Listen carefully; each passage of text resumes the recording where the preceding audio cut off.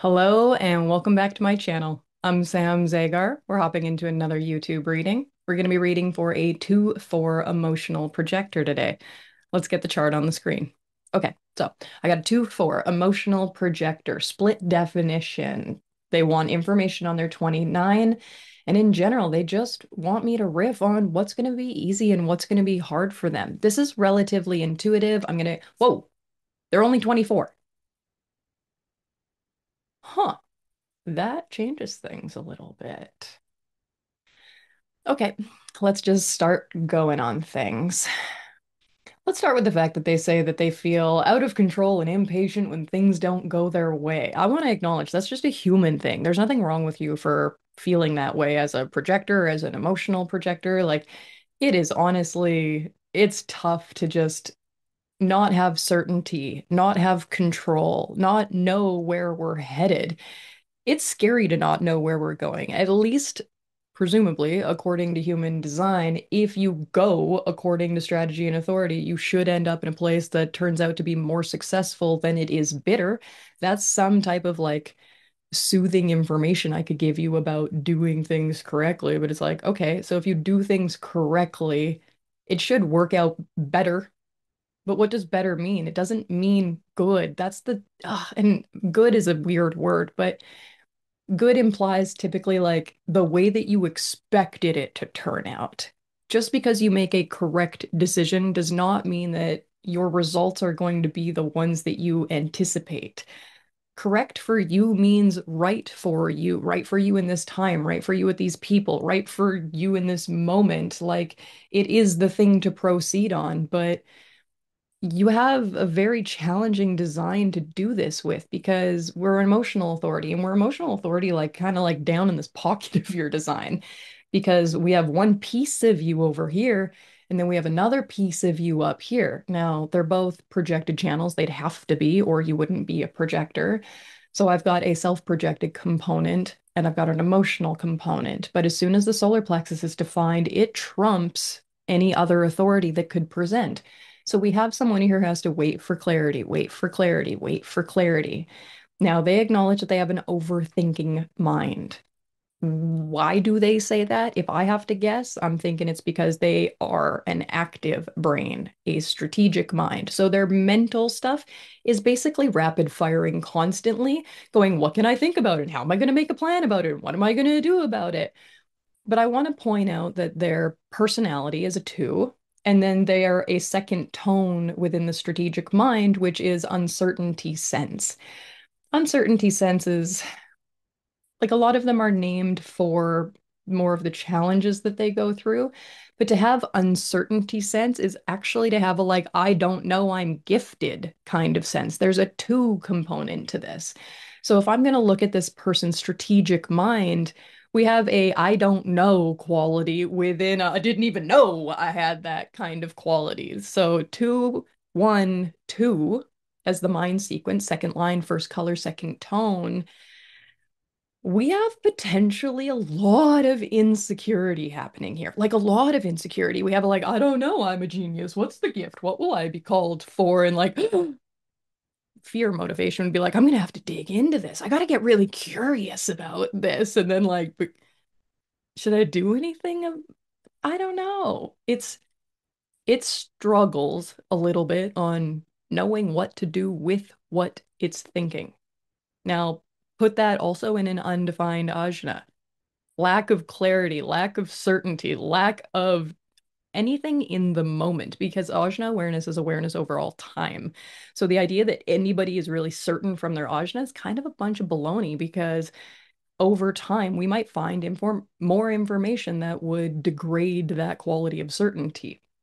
Now, let's also acknowledge that this 29.2, this sun gate, which they have questions about, they want more information about this 29. They have a hard time connecting to it. Of course, they have a hard time connecting to it. It's in a sacral center that is undefined. We have a projector here, right? So then, of course, when they say things like, I'm not very good at committing or following through on things, I'm like, you weren't designed to. So don't beat yourself up about being bad at something you were never made to be good at. And when I say good, I mean like natural execution. you don't have sacral definition. There is no natural execution of commitment. There is no, yes, with the response from the love of my body, I commit to this. Like that's what 29 would be saying, but it's not saying that. Now, curiously, I also have 29.2 in an undefined sacral center. It's one of my only second lines. Whether this is accurate or not, I'm going to tell you a little bit of a story. What my 29 means to me is a very physical thing, which is kind of cool because I see sacral as being quite physical, but then 29 is love of the body. Well, ultimately, great 846 would be love of the body. Love is coming out of the G center. But 29 is like responding with that energy to express the love of the body.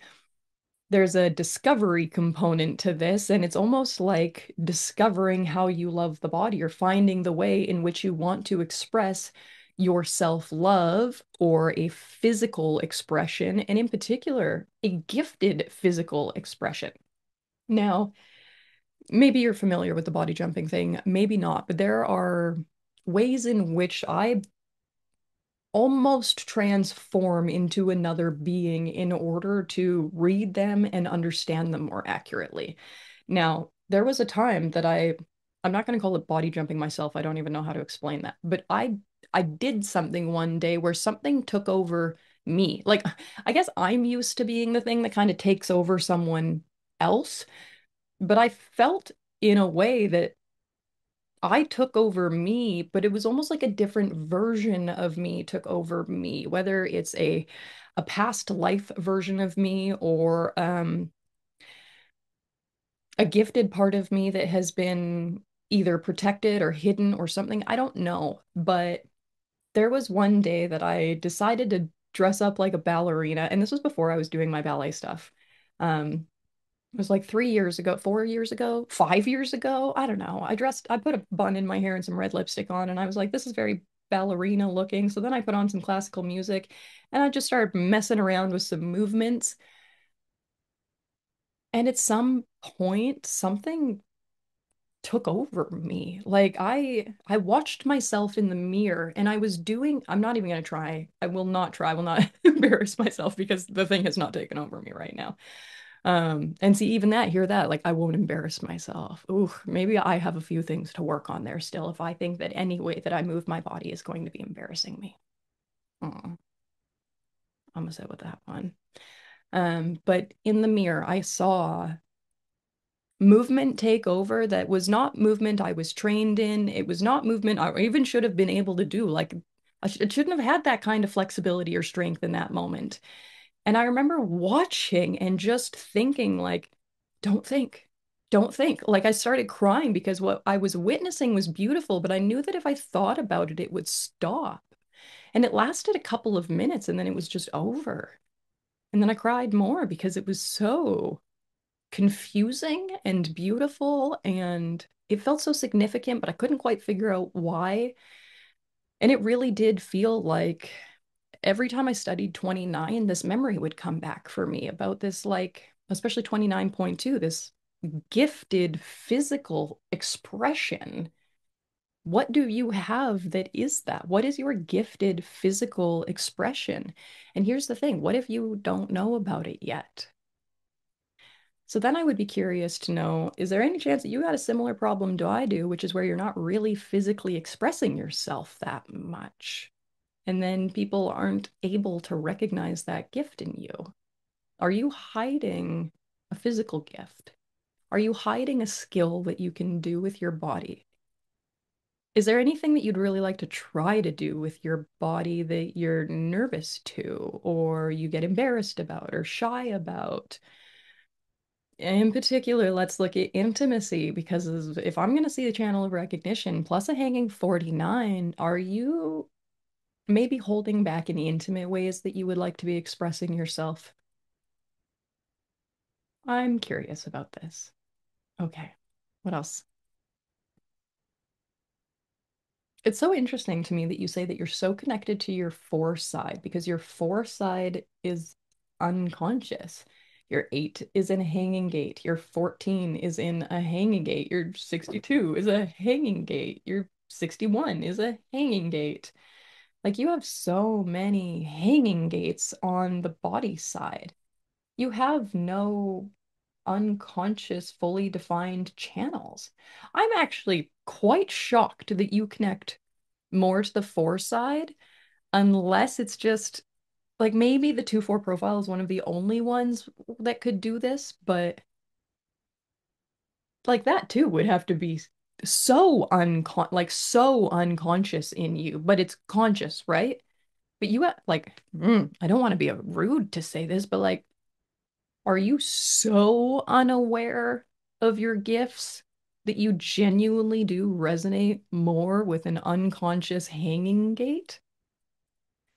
Or is it the qualities of being a four that in general resonate more with your life? Do you see yourself as more kindness, meanness, rather than shyness, boldness? Okay, so like a two's bonding strategy is shy, bold, shy, bold. It's like advance, retreat, like, you know? Whereas the four is like, yeah, I love everyone. Oh my God, I'm so sick of you. Get the hell out of here. I hate all of you. Shyness, boldness versus kindness, meanness. Interesting. Very rarely do we talk about the meanness of the four. People often want to talk about like the really positive things, but most of human design is actually done for the not self. So you can be like, oh, yeah, that's a quality I don't really want. So I'm going to recognize that so that I can decondition it out of me.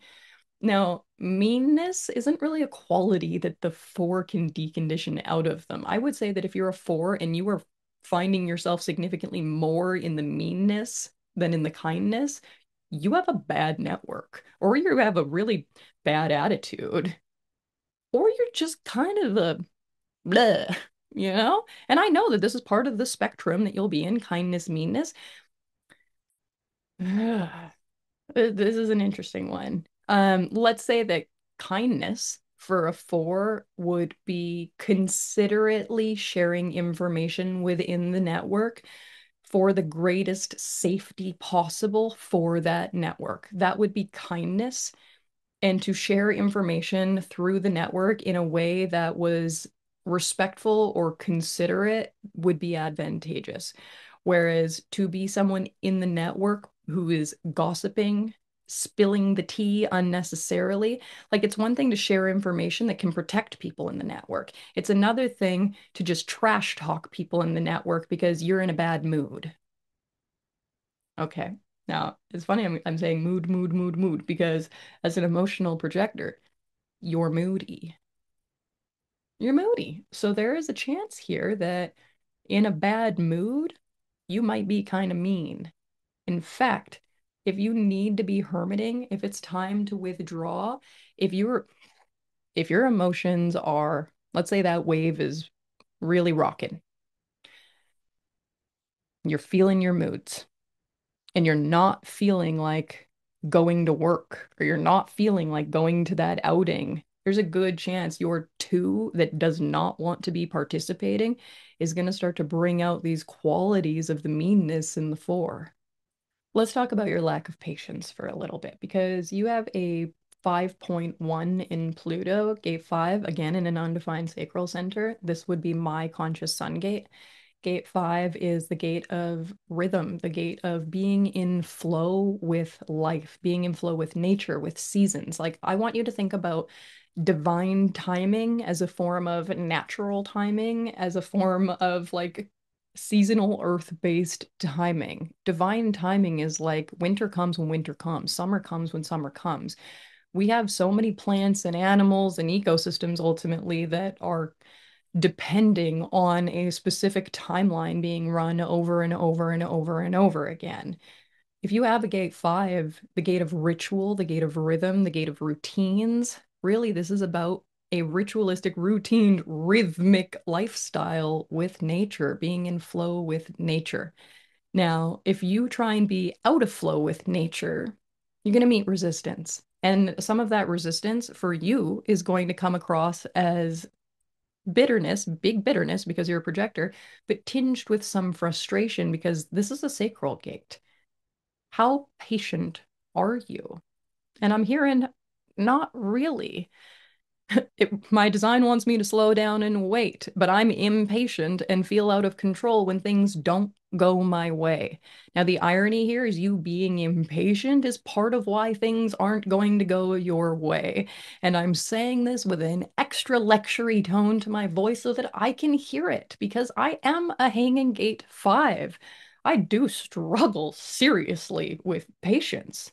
I really struggle with patience. And it's a really good reminder for me that when things are not going my way, that's honestly when I tend to be the most impatient. Now, am I impatient because it's not going my way? Or is it not going my way because I'm impatient? Chicken or the egg here? I don't know. Maybe we should cook them both. Okay, so one of the main differences between us with patience is your emotional definition. For me, there's not a lot of like waiting for clarity. It's like I wait for the swift kick in the butt to like go, spleen now. Whereas for you, it's much more like, is it the time? Is it the time? Is it the time? And you almost want to miss your start time. That's how close you want to be to the like, yes, it's finally like you really don't want to come out of the gate too quickly. It's not a good idea for you. That crash wave of disappointment, that's one of the things that's really hard for you when you don't have the patience to do things appropriately. You're going to have to deal with the crash wave. That's what it means when things go right, it feels good. You'll be more in your success. When things go wrong, you're going to be more pissed off. You're going to be more in your bitterness. You're going to encounter more resistance. Now, as soon as I say resistance, I have so much like, okay, environment, perspective, story, and setting line. Where are we putting the body? What are we seeing? And I really see these, transformation 2 and 3 is where we encounter a huge amount of resistance usually. There's like, I can feed my brain the right way and I can put myself in the right environment so that I can meet the right forces. But I'll be honest, around the environment one is where things tend to go pretty, because a lot of people are not in the right environment. They're not meeting the right forces in life and they are meeting resistance. And Ra teaches us that up until Saturn return, the determination is the most significant thing to be working on. And in this case, it would be open taste. So being open, but not too open. Okay. It's incredibly discerning. It's local. It's seasonal. It's predictable. It's consistent. To be open taste, you're going to be eating you should likely be eating things grown within walking distance from you. Like, and I mean historically, like if you'd never owned a car and you had to walk somewhere, like maybe 20 kilometers is your limit. So, what kind of food is grown within a 20-kilometer range? And I don't know if you use kilometers. It's funny for me to say that. Maybe you're a miles person, maybe 14 miles. I don't know. Am I doing the math on that? 1.6 miles in a kilometer, 1.6 kilometers in a mile.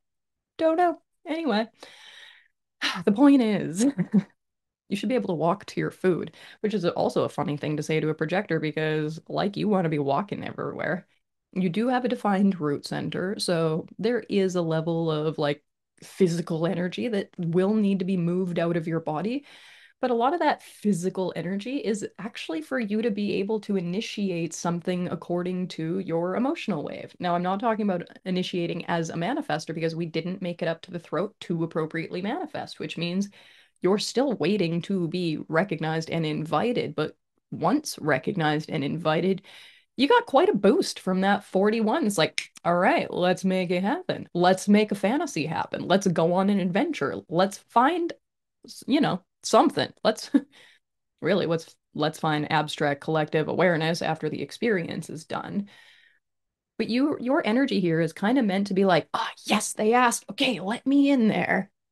And then you have quite a bit that comes out of your 41. But again, I want to acknowledge like it's a very fantastical gate in that it's fantasy based, which it needs to be because it wants something that it doesn't know whether it exists or not. There has to be kind of a fantasy component.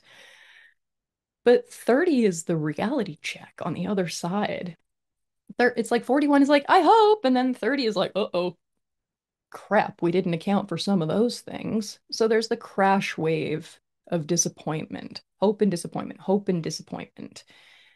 I think it would be really challenging for you to go through a lot of disappointment, especially a lot of disappointment where You just don't really know where it came from.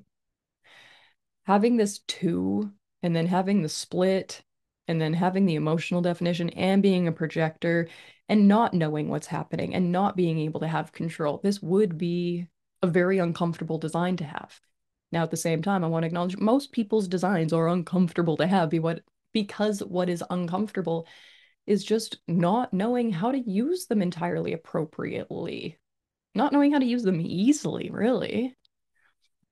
Again, I'm kind of back to this like ease versus resistance. I'm talking to a 24-year-old right now who is meant to be natural shores. They're meant to have the kind of environment where they're like, don't bug me.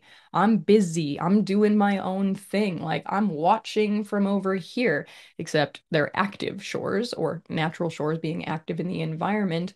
They're doing something, but something that they don't particularly want to be bothered in. You could watch them in it, but don't interfere with them too much. So if this person is at the shores, minding their own business, doing their own thing, they might be reading a book, they might be building a sandcastle, they might just be actively like twiddling their thumbs. I don't know. But the funny thing is, someone's watching them.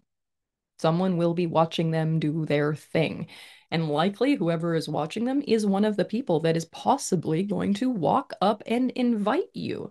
If being in your right environment has you be seen by the right people, we want you doing the right thing in the right environment. But again, this person's only 24. They don't really need their right environment unless their body is encountering physical resistance, physical sickness. If you get sick, please put yourself in a shores environment, which means if you get sick, please remove yourself from as many people as possible and basically isolate, but still watch or observe. It'll be interesting for you to play with this. It's not that it's totally irrelevant now, it's just not very significant now. There are other parts of the design that I would definitely spend more time on than the environment, but I'd still like, keep a little bit of like an ear or eye open to like, oh, is that my home? Um, but open taste is definitely something I would pay way more attention to. And really, I want to summarize this with a little bit of like a little bit of hope, maybe put this into the wave, and also a little bit of reality. So also put this into the wave. You can't have control. You're not God. If there is God, you're not it. And you don't have control, and you're not controlling anybody else around you. I mean, come on. Can you even really control your thoughts? Nah, you said that you have a really busy, overthinking mind. Like, you let go. Let go of the want to control because that will have you spend so much energy, stay tight, stay unaccepting, I don't know. It's not efficient, that's for sure. It certainly will not help your energy. It's not about control, it's about trust. Can you trust yourself? Can you trust that when things come to you, you're going to interact with them the right way? That you're going to make a decision for yourself that keeps you safe, has your back, keeps you successful, gets rid of your bitterness? Can you trust yourself to make decisions as yourself? That's all you really need. If you can do that, you will slowly relinquish control and you will develop more patience because you'll understand that patience is a virtue. Patience is a blessing, especially for projectors, because if you're not patient, you're thirsty, you're desperate. And there is nothing more repelling from a projector than to be desperate. We don't want that. So develop your patience because that is one of the most attractive things you will ever have going for you as a projector. And when you're an attractive projector, I think life's going to take care of itself for you. There you go. On to the next one.